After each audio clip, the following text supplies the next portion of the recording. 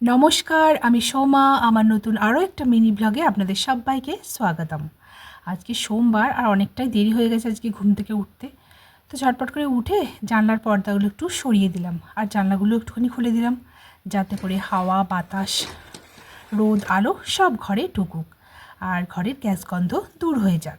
একটা বদ্ধ ঘরে যেমন গ্যাস গন্ধ থাকে আর কি, সেইটাই, না হলে অন্য কিছু না। আর চলে এলাম ওয়াশরুমের সামনে। প্রথমেই ব্রাশ করে নিলাম, তারপরে একটুখানি মুখটাকে ক্লিন করে নিলাম। আর সকালবেলা উঠেই কিন্তু চুলটুলগুলো আমি আঁচড়ে নিয়েছিলাম। আর ওদিকে অমরবাবু চলে যাচ্ছে আরামবাগ, ও একটু দরকারে যাচ্ছে।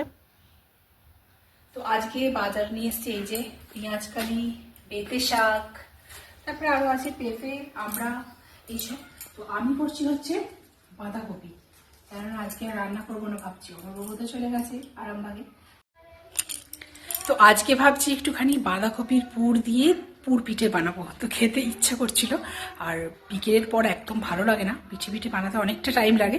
তো ভাবছি দিনের বেলাতেই বানাবো, আজকে আর ভাত করবো না।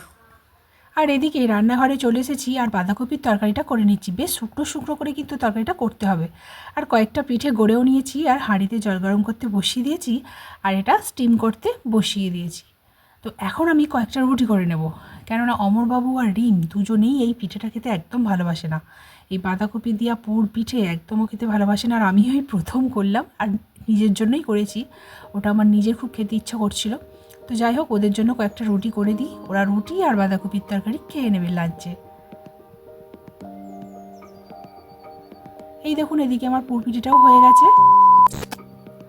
আর অমরবাবু এই যে মেয়ের জন্য কি এনে দিয়েছে দেখি, পনিরের আইটেম এটা, আর একটা বোধহয় বার্গার এনেছে, চিকেন বার্গার। আর আমি বলেছিলাম আমাকে আরামবাগের ফুচকা এনে দিতে, তো সেটাই এনে দিয়েছে। আর বলেছিলাম নদিয়ার একদম খাঁটি নলেন গুড় নিয়ে আসতে, তো সেটাই নিয়ে এসেছে। এখন খেতে বসেছি, ওই প্রথমে একটুখানি বার্গারটা খেয়ে নিচ্ছিলাম আর তারপরে ফুচকা নিয়ে বসে পড়েছি আজকে লাঞ্চে। তারপরে এই ছোটো ননদ এই জিলিপি আর কয়েকটা কলা পাঠিয়ে দিয়েছিল, সেটাই এখন রেখে দিলাম। 2000 years later. আর আজকের রাত্রের মেনুতে হচ্ছে চিকেন কষা আর রুটি। রুটি তো আগেই করা রয়েছে, অনেকগুলোই করে নিয়েছি।